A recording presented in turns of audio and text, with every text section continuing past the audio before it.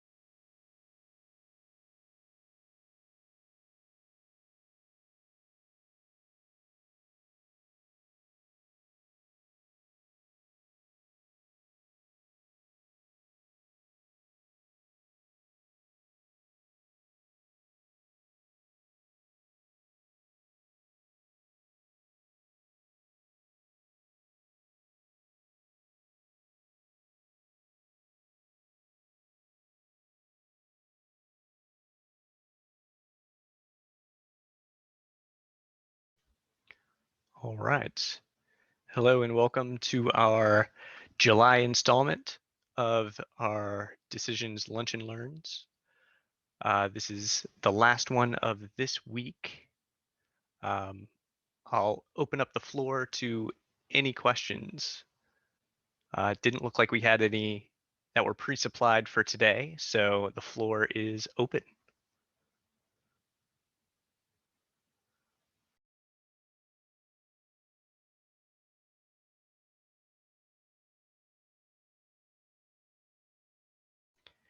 And while you're typing those questions out, I am Corey Anderson. I lead the proof of concept engineering team here at Decisions. So part of the sales wing, where I interact with potential customers and customers that are looking to explore kind of new opportunities within their organization. So I will be your humble moderator for today.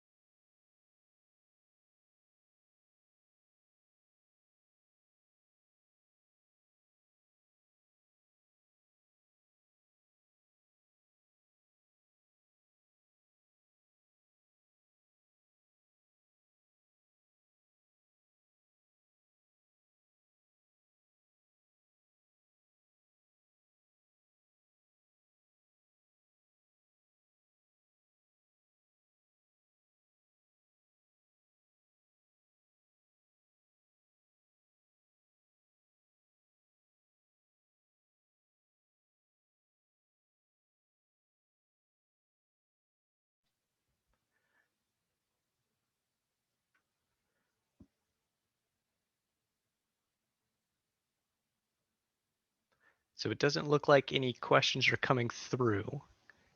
And if no questions will come through, then we'll call it in about 5 minutes here, just to free up the rest of this time from everybody else. Okay. Just saw a message come through.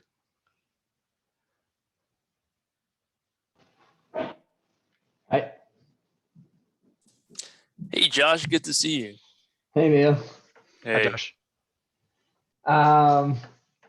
Okay, so it might just be easier for me to speak it out than write it out. So I have like an XML schema that I've turned into a data type, and part of the XML can have, I might have even asked this before, but part of the XML schema can have multiple items within it of the same setup. Like it's pharmacy, so you have pharmacy details 1, and then you have pharmacy details 2 and pharmacy details 3. Now I'm trying, in order for the flow that I'm trying to set up, I need to sort of flatten that, so to speak, and put it into a CSV so that everyone can just sort of browse through the results. I know there's only, I know for a fact there's never more than 3 coming through. Is there a quick way to do that? Because the data type will just put all of those pharmacy 1, 2, and 3 into a list. And I can't access list items by index just to sort of assign them straight up. So I sort of need to loop through the list, I think, and then check to see if it's there, and then do the assignment on the data item, or on the what's it called, on the entity. Yeah. Later on, each time I go around, I need to assign it to the next part of the entity. Okay. That's the approach I'm taking right now, but I want to know if there's a better way. Yeah, and really, when you're dealing with XML, especially when it has a formalized schema associated with it, sometimes our data type designer our data modeler gets a little confused Right. and kind of gives it some wonky namings. So in this case, it seems to be doing okay. Okay. But it's just flattening it out, which is sort of the tedious part, and I just want to know if there's a less tedious way. So let's kind of explore what that could look like. So the root of your question is that you have a data type with nested Exactly. with a nested object within it. How do I go about flattening that? Specifically when there's more than one item in a list of, Right. Yeah. If it's just one level, that if it's just level, it's easy enough to do. But when it goes down and then it does multiple in one list, then we have an issue to assign it. So thinking through that, I mean, we do have one of my favorite steps, our list mapping step. So from your REST service, you receive back an XML payload. That XML payload, I think you said, is going to have multiple items. In each of those items, each of those objects within it is going to have, it's complex in where it could have let me see if I can't get a data type in here that's sufficiently complex. So let's just try files, because I think that will illustrate what I'm trying to say here. So from your XML service, you receive back and you deserialize your list from that XML payload. And then within that list, we have a series of, for each item, there's going to be file name, file type, and then we'll say that this is a data type that is a list below it. Yeah, so how do I go about flattening this to where each line item that I want to output for file data contains just the string representation of kind of what this right, and then the method. So I have 9 fields set up. Each one of these pharmacies has three data points to it. So I have 9 data fields set up, for pharmacy 1, address, name, and phone number. In my output models, or output CSV model, I have 1 2 3 1 2 3 1 2 3, which is sort of what I'm looking, or 1 1 1 2 2 2 3 3 3. Okay. So one way that I'm thinking through it is kind of identifying like a 2-string type process. Okay. For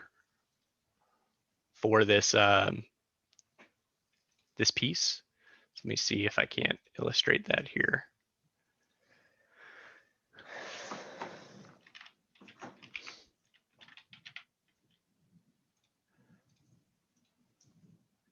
So what's going in is going to be your list of XML that you've deserialized into a decisions object.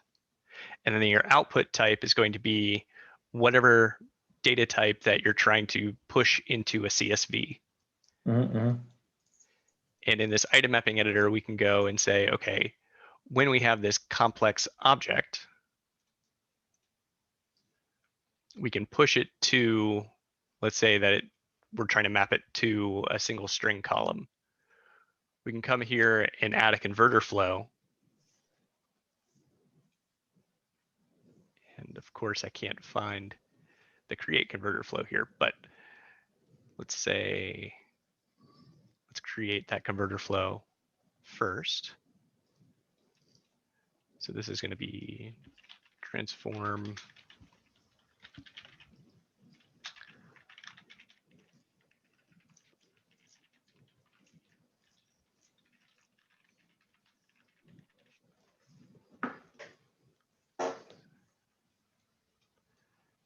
flatten this complex object. So here we're going to output toString, and the input could be, whatever you have as your complex object. For here, this is just going to be, for my example, it's going to be that byte array. So for here, we can either loop through our complex object if it's listed, or if it's a list of items, then build up a string using like a create data step. So this is going to be like,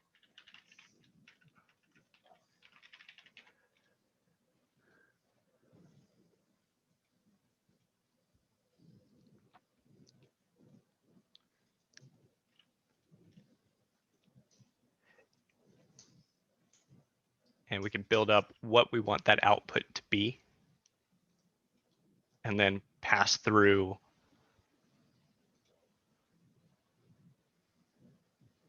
that object into as an output for a converter flow. So now that we have this flattened complex object converter flow, we could hop back into our flow 1, jump back into our mapping editor, find that converter flow, which I have a lot on here, but flatten complex object,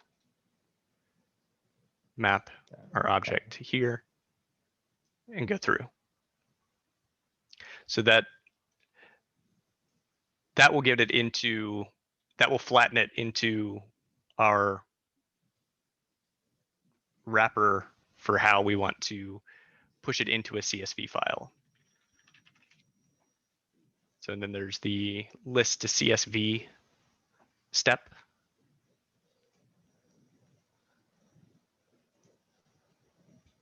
Which takes our data object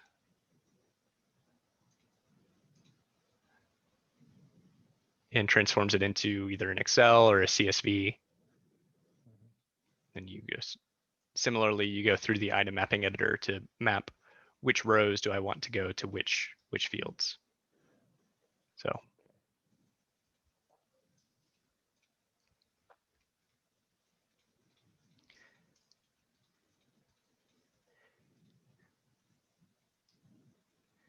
and I know I'm speaking to this in kind of large generalities. Right. No, so I'm thinking, yeah, so I could theoretically,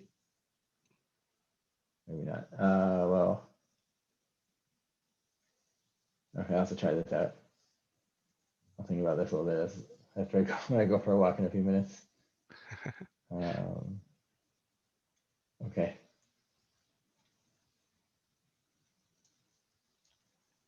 Good question though. Yeah. If you are having other difficulty kind of getting the deserializer for an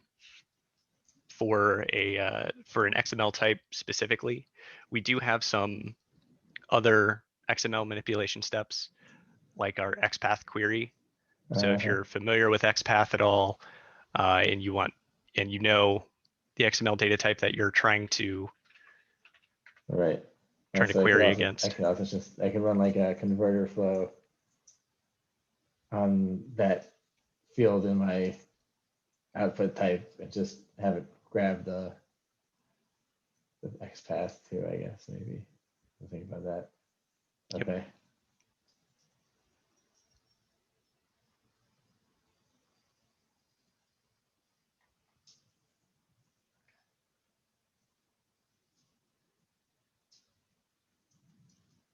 Thank you. No problem.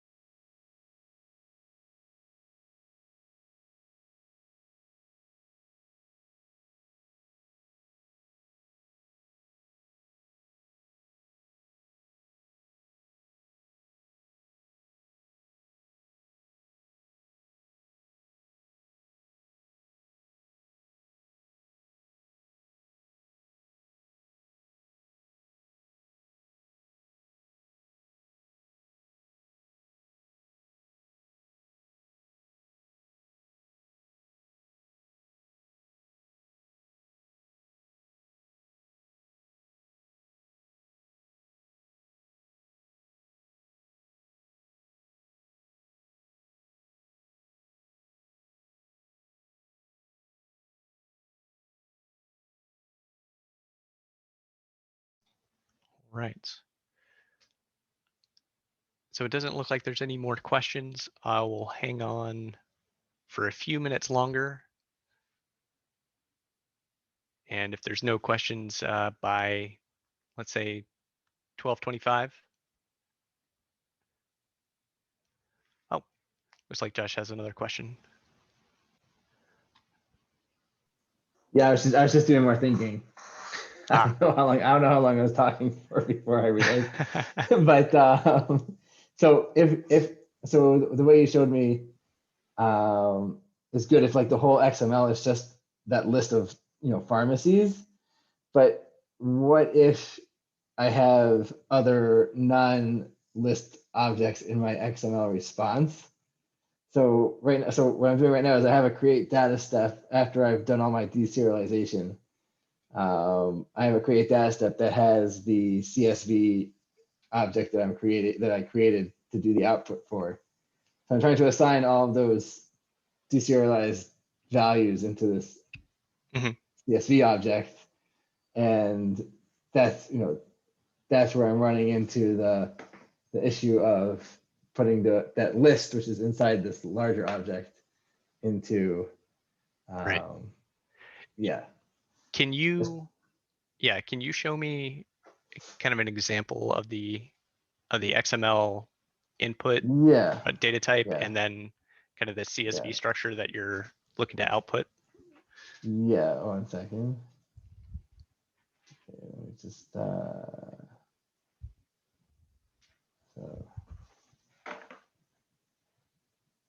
got a good one here. Might take me 2 minutes to clean it up.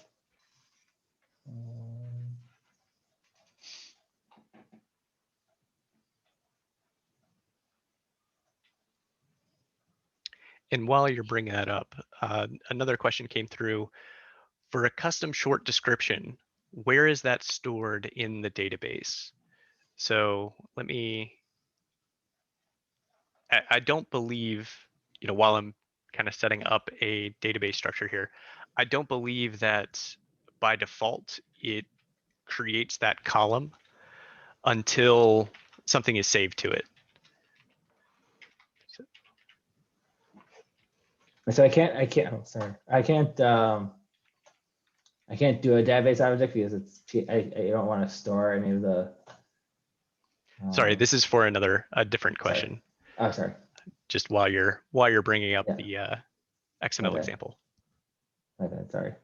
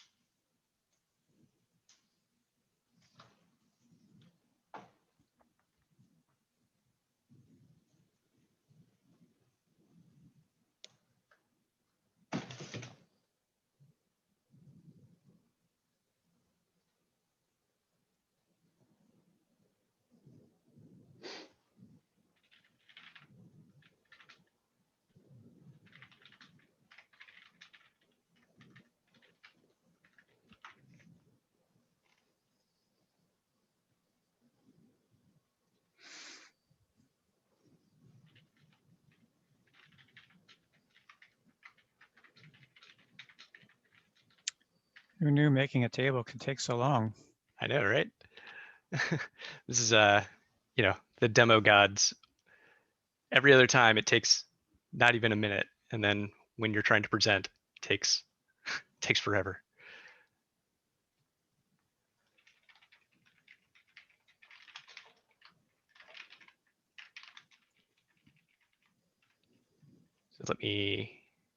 So first I'm going to create a row within that new data table, or within that type.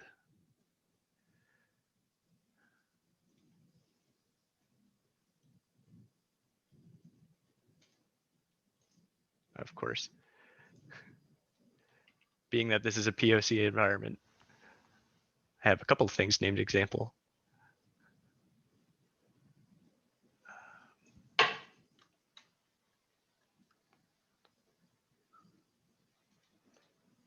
Oh, what did I name it? DB example. Okay.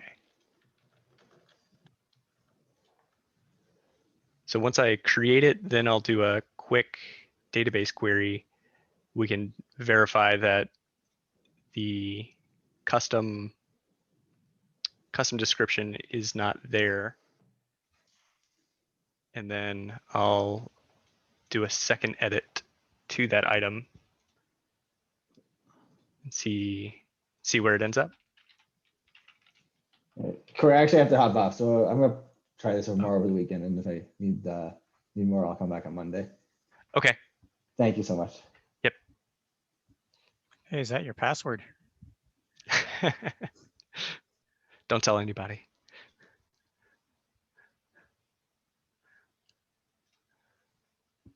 Okay, so now I have one row within this DB example table.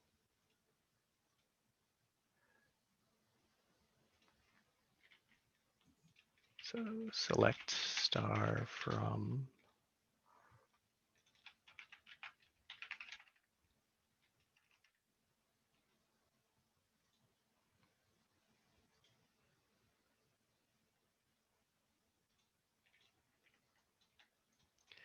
All right, so it only has the ID and field A.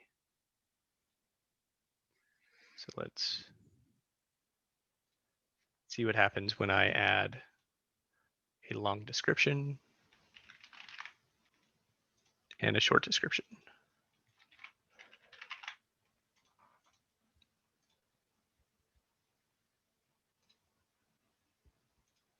Okay, so that was created. Go back to the query editor.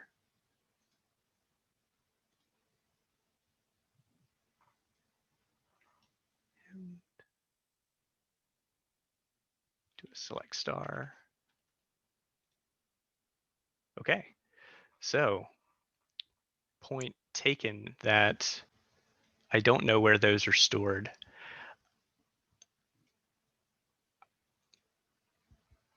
Let's use a fetch entity step here,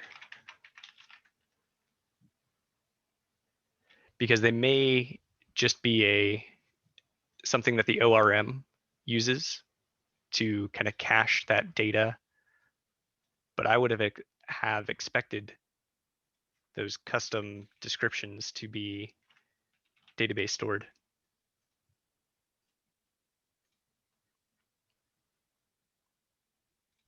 It's kind of one of those things that has to be in there somewhere, right?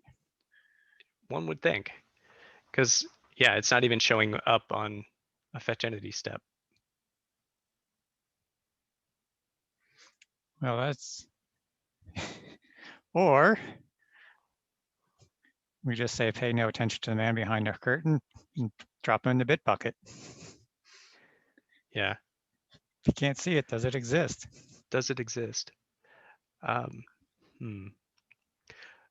Maurice, can you write this down as something to follow up with as either a document or a question that we can take to Will?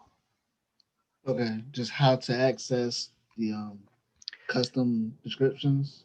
Yep, so custom long description and custom short description. Okay.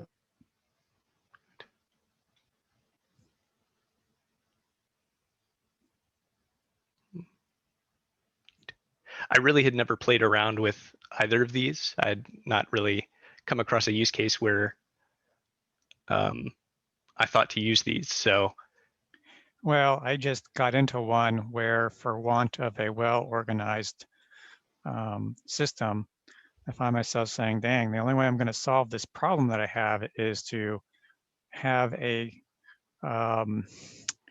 merge custom, custom merge for description. I thought, well, maybe a short description is a good target, so that I can get away from using a flow inline field. gotcha. And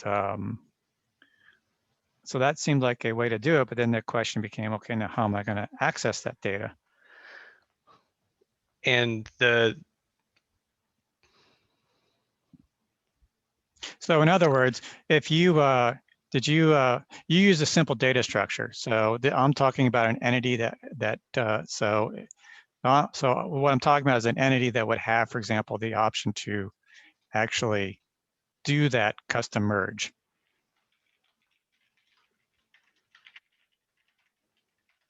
So my hunch is that something about the simple data structure, and I've heard that they can be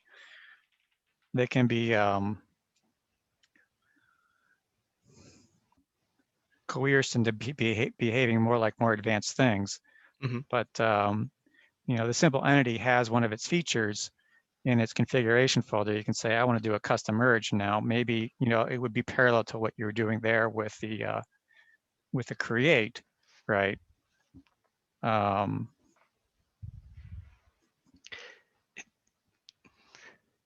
So I'm hesitating because there are different ways to achieve what you're looking to do.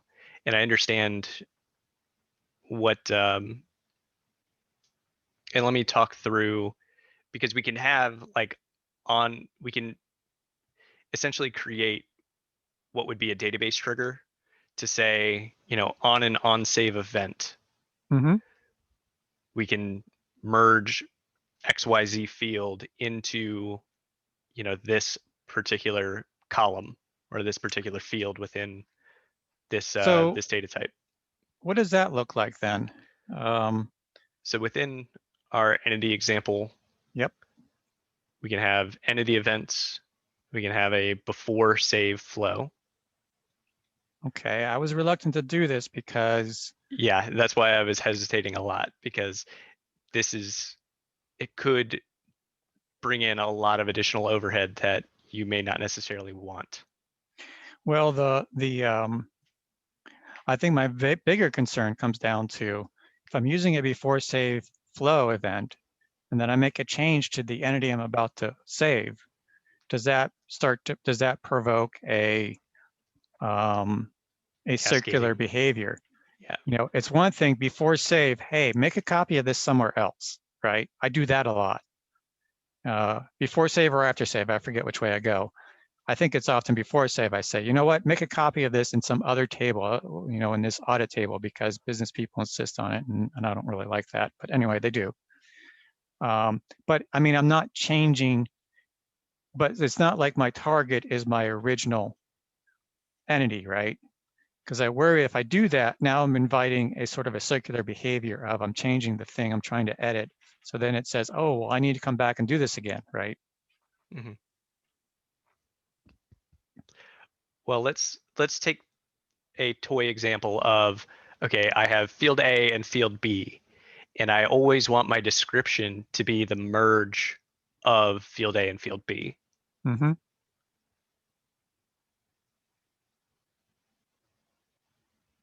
So we'll let this thing turn a few more times. We'll jump into it and then we'll explore that. And so the question of where is the short description was really about, well, maybe I do a merge into the short description because I think that will dodge any weird circular behaviors, right? That's what I was worried about with the before save flow. Right. And let's see. So with a before save, so we should be able to just drag over create data step. And as long as you're not saving directly to the entity itself, You say I should be able to just stick in. yeah, you should be able to just map in what you need here. So I'll have my description be entity, field A, field B, and then change the value of the description of entity. Thought you were gonna have a field C for this. That would be me thinking ahead. Oh, But since entities already have a description field, I can just utilize what's already there. So, all right. So now if I create that example entity,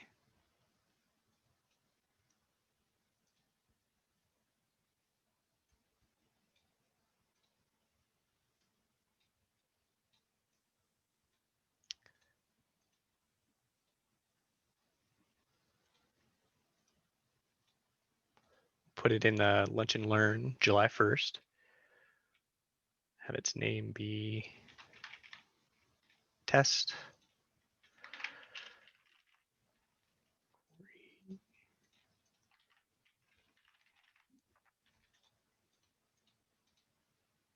All right, so we'll debug.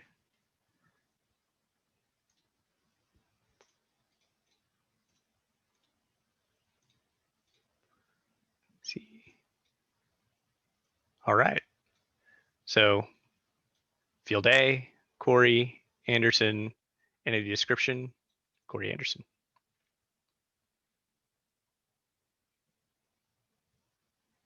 no weirdness. Nope. That was a before save event is where you did that. Correct. Huh. All right then. I'll go that road.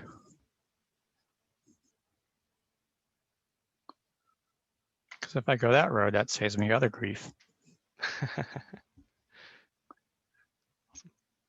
Glad I asked. I still want to know where the custom short description goes. Yeah, but- and Maurice is I got Maurice on that one. Oh, but suddenly he's linking me to some documentation. all right. So, Yep, this tells you how to do it. let's see, text merge, Mm-hmm. Mm-hmm. text merge. Okay, so this is the documentation that you've already read through, and it just doesn't tell you where it's stored. Okay, Right. fair enough.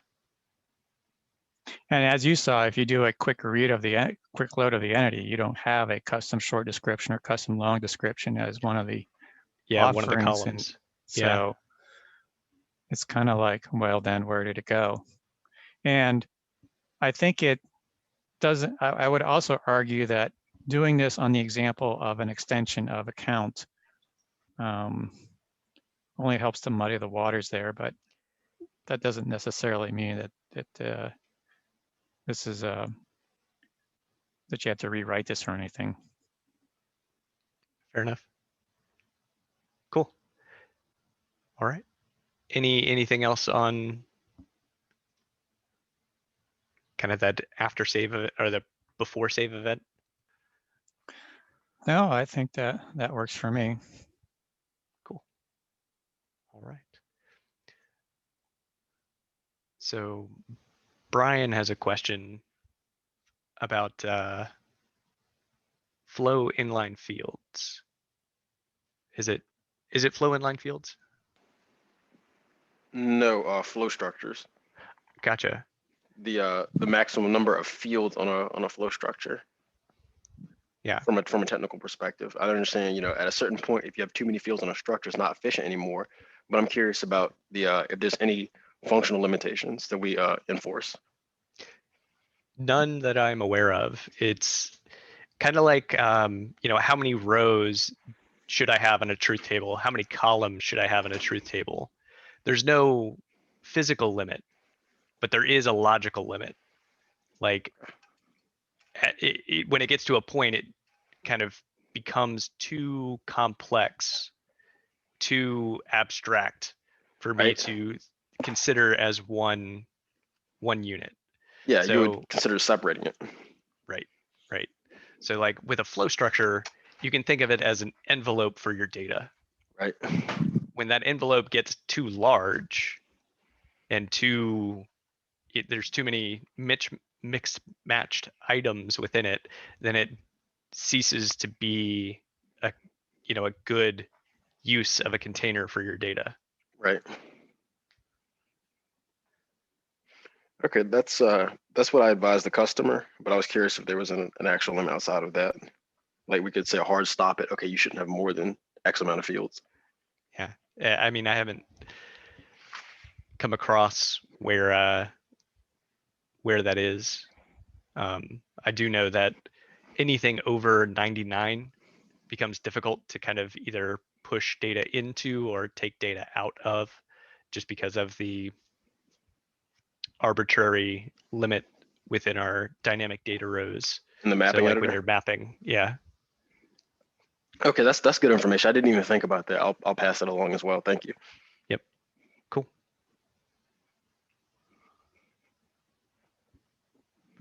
It's a good question to have, and it's a good discussion point to talk through every now and again. Right. I'm going to follow up in that thread in the support channel and post the answer to that in case anyone else encounters it in the future. Cool. Thanks, Brian. No, thank you.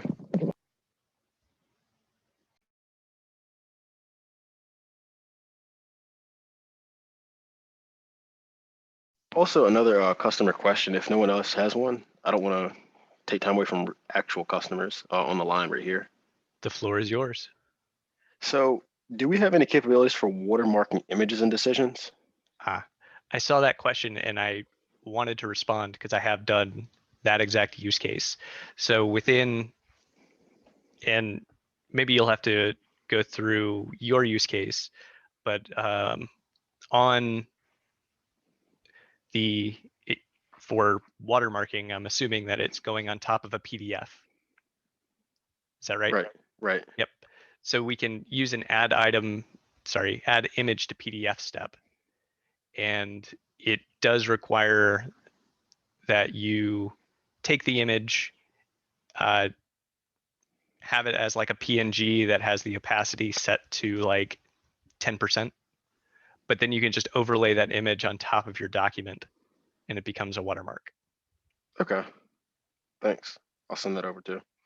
All right.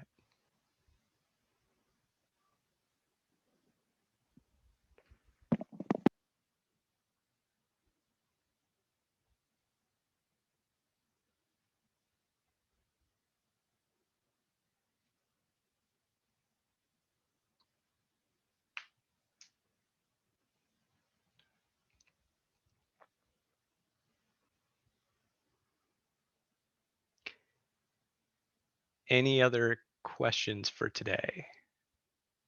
It's been a series of great questions. So Sabrina, I have other questions, or excuse me, other customers who are interested in joining these meetings. How do we go about distributing invites to those customers so they can have access to these meetings on a regular basis? Sure. So we could go about this two ways. Either I can send you the registration link to Relay, or I can include them in my email blast that I send out on Mondays. Okay, if you could, I wouldn't mind owning that. If you could just send the registration link, that'd be fine. Sure, no problem. Thank you. You're welcome.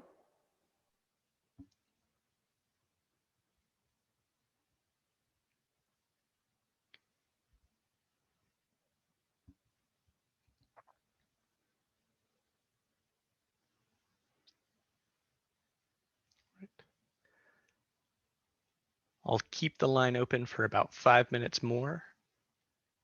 See if there are any more questions. If there aren't any, then we'll wrap up early for today.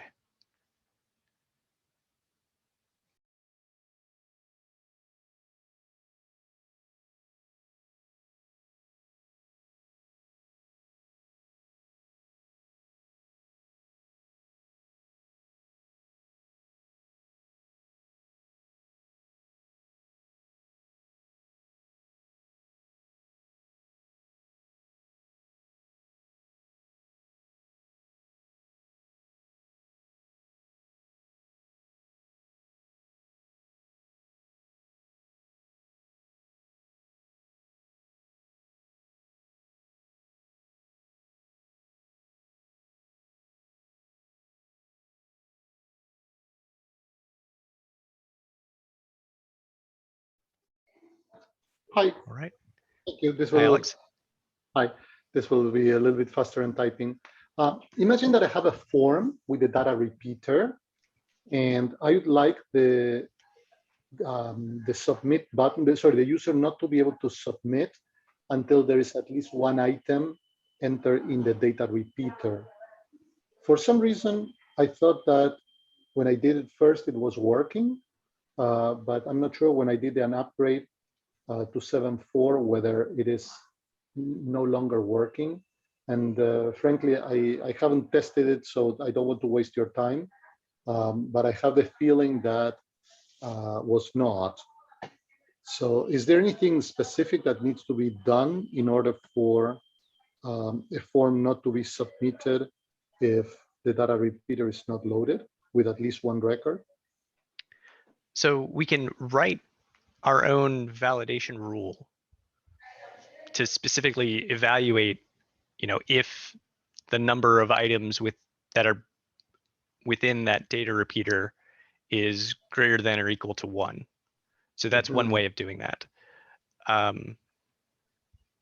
Because I don't think that there is logic on the repeater control itself to say if it's required or optional, whether if it's required, then at least one item has to be passed out with it. Yeah. So I can walk through, and this is going to be slightly different because what I'm kind of on today is version 6. Yeah, because But sorry, one little thing. There is something in the data repeater. One of the properties is outcome scenarios, and for the submit button, I put it as required, and I thought that that should be enough. My question is whether is there anything else that needs to be done, like a form rule or something like that? yes, so it would be a form rule that Okay. you would have to add. So we'd call it a validation rule. And I can walk see. through how you would go about setting that up in version 6. It will be slightly different as Yeah, it is very different. So don't worry too much. I think I Okay. can write that rule. But then the question is, what is the value of having an outcome scenario required if I can submit a form with nothing in the data repeater? So the benefit there is the required is kind of like the pass-through value to the components within each user control within the data repeater. So if you set that as required and the item, like the fields within the data repeater, let me make a quick toy example here. Because otherwise require and optional become the same. I thought, as you're saying, what you were talking about, yeah, maybe this is just to ensure that the data repeater contents are passed out of the form once I hit submit. But then in that case, repeater and required and optional are the same if I can have nothing in it, right? Right. Yeah. And it kind of becomes like, if you set this as optional, then the contents of each of the data repeater items can be optional as well. If you set them as required, then everything that's required within the data repeater must be filled out in order for it to be a valid submission. Mm. Mm. And I know that I'm not probably explaining that extremely well, but that's kind of how I've understood it to be. In my case, it's a little bit different because my data repeater, the add item to my data repeater is actually a flow that opens up form, because the row of data is more than, it has like 20 fields, right? So it won't fit in a neat row. So I have to input that in a subflow form or something like that. And then take a couple of the fields and show them in the main form. Gotcha. And I mean, that the add button there, like the way that you add or remove items within your data repeater shouldn't bear too much on how you write your validation rules or how you enforce that at least one was created or going to be passed out. Mm-hmm. Because at the time of clicking submit or the continue path, we're gonna take, here we're calling, let's say that this is going to be my data repeater items. We're going to take this data name, run it through our validation rule or our validation flow to say, does this list of my data repeater items contain at least one item? If no, we'll set a validation warning on the data repeater and on the submit button to say, hey, you need to have at least one item before continuing. Yeah.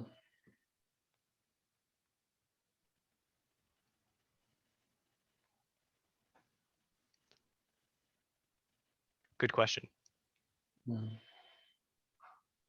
And I was thinking that I've seen other systems in which a submit button is grayed out or disabled until all the right fields have been filled in, right? Mm-hmm. And actually, that's much easier to achieve within version 7, because along with having validations yeah, you can set as a flow, you can also set the visibility and either it's enabled or disabled within that same flow. Yeah, that's probably what I'm missing in the one, just a little detail of user friendliness is to disable the submit button until all the right fields are filled in. One more thing, since I have you. In other systems, we disable the submit button after submitting to avoid the users to hit the submit button multiple times or bounce backs or keyboard bouncing or whatever. Is there something like that in decisions, or is that even necessary in decisions? It's not really necessary, because once the form is kind of been submitted, it's not like that's the button that kicks off the workflow. the workflow has already been kicked off. Once it's going through the path, it can't go through that path multiple times. Mhm. Okay, yeah, that's very useful. And that's something I'd really never thought of, but yeah, that would be something to consider. Yeah, in other systems with other tools, we had to disable the submit button while and put sometimes a little spinner or something Mhm. while the browser sends the information back to the server, right? And the server responds. Because otherwise, in that time, which could be half a second, the user can click again. Right. Like clicking a link multiple times. Yeah. Yeah. Yeah. Okay. Cool. Right. Thank you. No problem.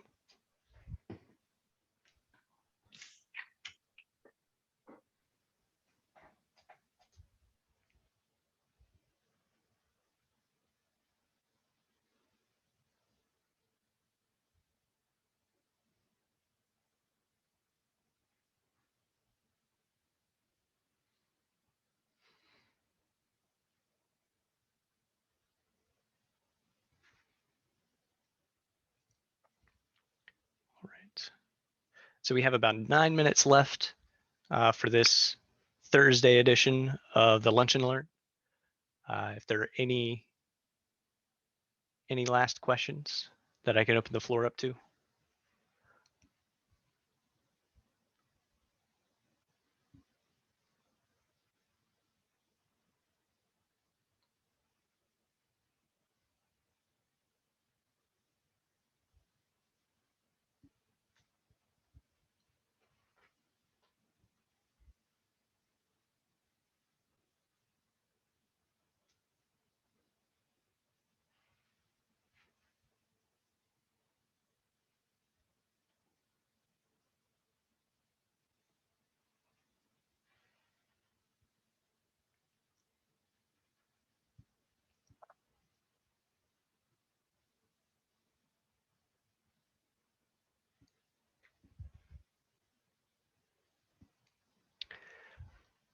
Are we off tomorrow and Monday because of the 4th of July? So we are not off tomorrow. Decisions has a full working day on Friday, July 2nd, but we are off Monday, July 3rd. So that's what we're recognizing as our Independence Day for our 4th of July celebration day. So decisions will not have a Monday edition of the Lunch and Learn on Monday the 3rd or Monday the 5th. We'll be back Tuesday the 6th.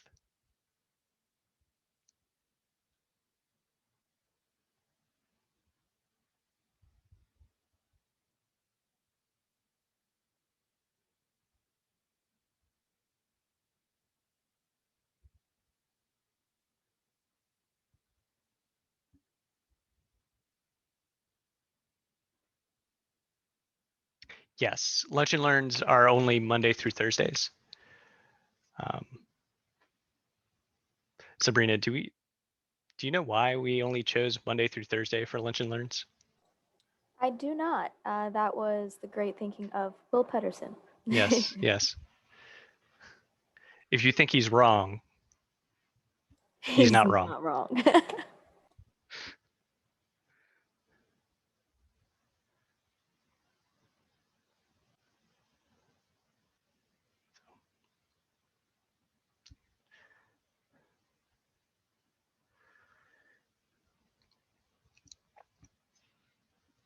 All right. Well, I'll go ahead and wrap up for today. Thank you all for joining. Great questions today. Again, Decisions is off on Monday, July 5th. We will jump back and be here on Tuesday, July 6th. Have a great weekend. Bye now.